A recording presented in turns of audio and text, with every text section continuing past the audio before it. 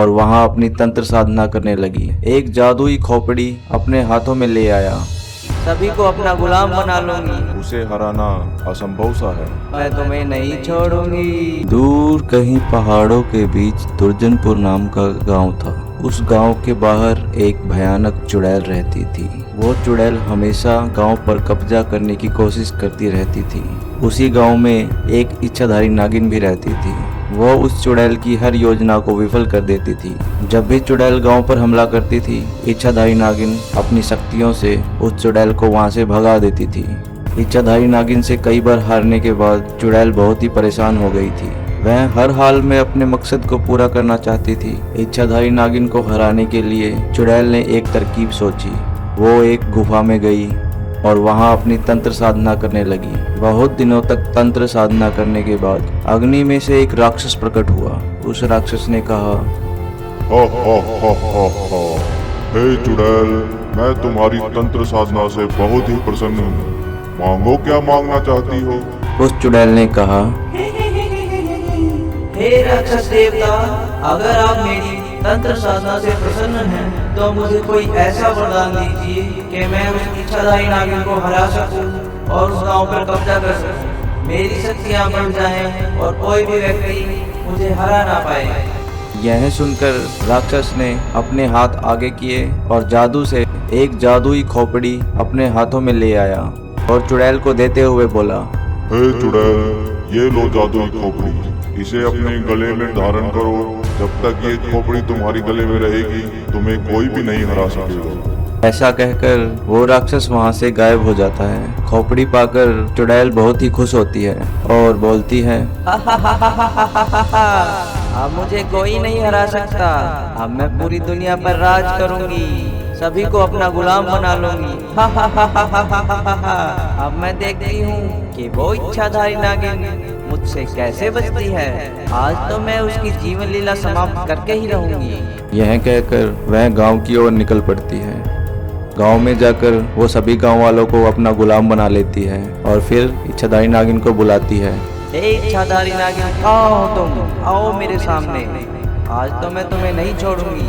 आज मैं अपनी हार का बदला तुमसे लेकर ही रहूंगी। आज मैं तुम्हारी जीवन लीला समाप्त कर दूंगी।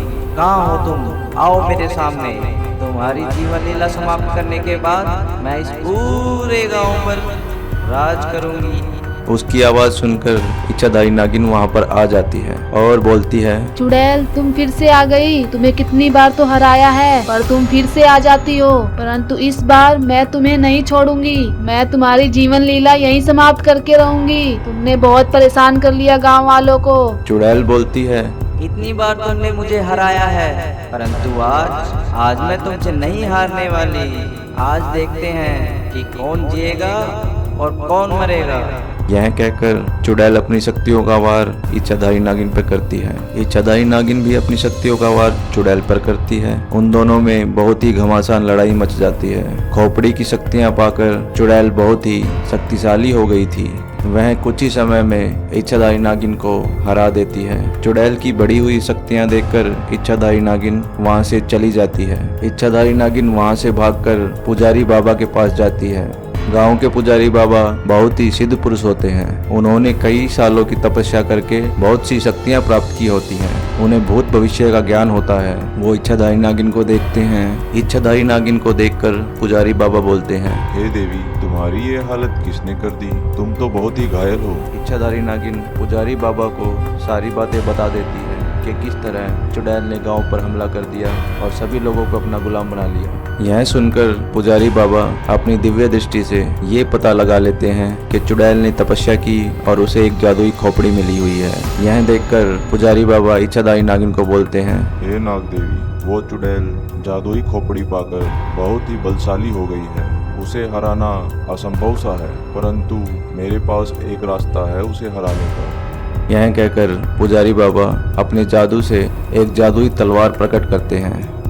वो जादुई तलवार वो इच्छाधारी नागिन को दे देते हैं और इच्छाधारी नागिन को बोलते हे हैं, नाग देवी, ये लो जादुई तलवार। इस तलवार से जब तुम जादुई खोपड़ी पर वार करोगी तो खोपड़ी का तिलस्म टूट जाएगा और चुड़ैल की शक्तियां समाप्त हो जाएंगी। इस तलवार से तुम उस चुड़ैल को मार सकोगी। तलवार लेकर इच्छाधारी नागिन फिर से गांव में जाती है और चुड़ैल को ललकारती है। हे चुड़ैल, बाहर निकल। आज मैं तुमसे बदला लेने आई हूँ। आज मैं तुम्हें मारकर सारे गांव वालों को छुड़ा लूंगी और इस गांव को तुम्हारे आतंक से मुक्त कर दूंगी। आज मैं तुम्हारी जीवन लीला समाप्त कर दूंगी। निकल चुड़ैल, बाहर निकल। इच्छाधारी नागिन की ललकार सुनकर चुड़ैल वहां आ जाती है और वो इच्छाधारी नागिन को बोलती है, हा हा हा हा हा हा हा।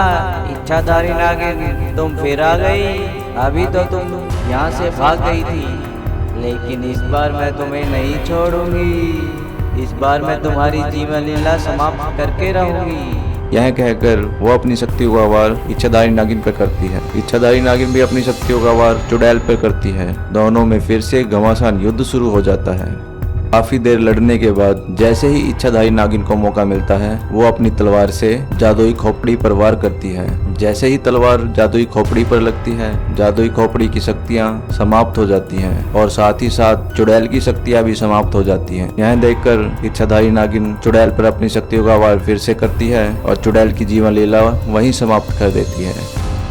चुड़ैल के समाप्त होते ही सारे गांव वाले उसके सम्मोहन से आजाद हो जाते हैं और इच्छाधारी नागिन की तारीफ करते हैं और बहुत बहुत धन्यवाद करते हैं। तो प्यारे दोस्तों, कैसी लगी आपको यह कहानी? ऐसी ही और कहानियां देखने के लिए हमारे चैनल से जुड़े रहें। हमारे चैनल को लाइक और सब्सक्राइब करें। धन्यवाद।